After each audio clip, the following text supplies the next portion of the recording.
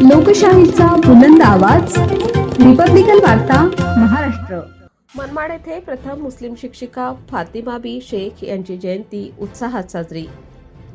फुले शाहू आंबेडकर मुस्लिम विचार मंच व मुस्लिम लायब्ररीचा संयुक्त उपक्रम।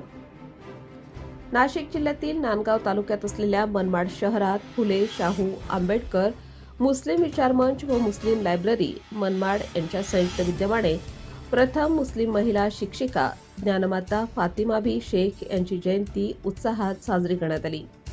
महात्मा ज्योतिबा फुले यांच्या शिक्षण कार्यात स्वतःला वाहून घेतलेल्या आणि सामाजिक क्रांतीत मोलाचे योगदान दिलेल्या फातिमा बी शेख यांची जयंती शिवसेना शहर प्रमुख मयूर बोरसे यांच्या अध्यक्षतेखाली पार पडली।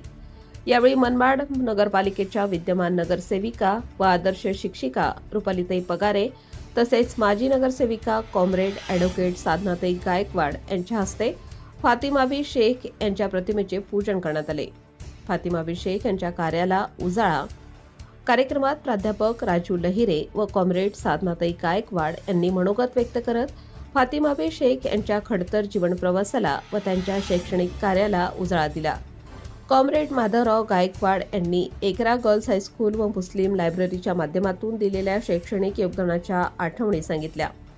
तसेच कोकिळा लता मंगेशकर यांचे पहिले ॲडमिशन कॉम्रेड कुसुमताई गायकवाड यांनी करून दिल्याचा उल्लेख करण्यात आला।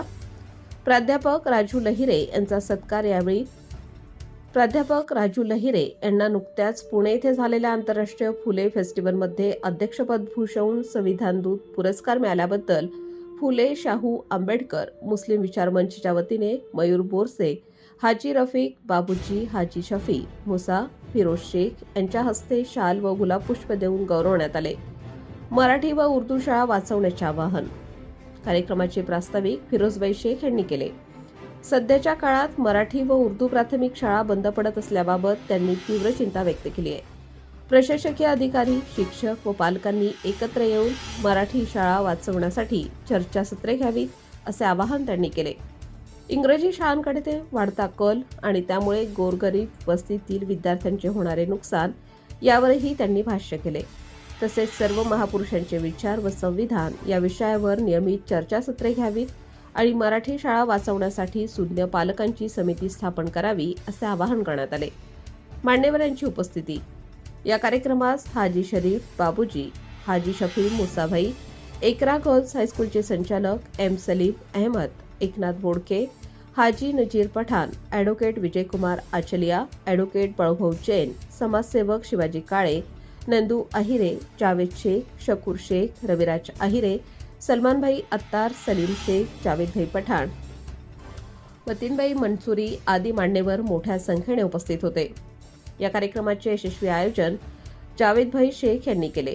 तर ते खूप काही कालांतराने ते समोर आलं, कारण इथल्या ज्या लिहिणाऱ्या ज्या काही व्यवस्था असतील तर या व्यवस्थेने ते नाव जे असतील ते जाणून बुजून जपवले होते। आणि आपल्या मराठीमध्ये एक म्हण आहे की म्हातारीनं कोंबडं झाकलं म्हणून सूर्य उगवायचा राहत नाही, म्हणून हे नाव झाकण्याचा कितीही प्रयत्न झाला असेल पण त्याचं कार्यकर्तृत्व तेवढं मोठं आहे का ते झाकू शकलं नाही।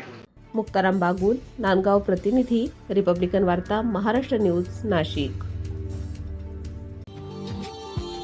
Subscribe now and press the bell icon.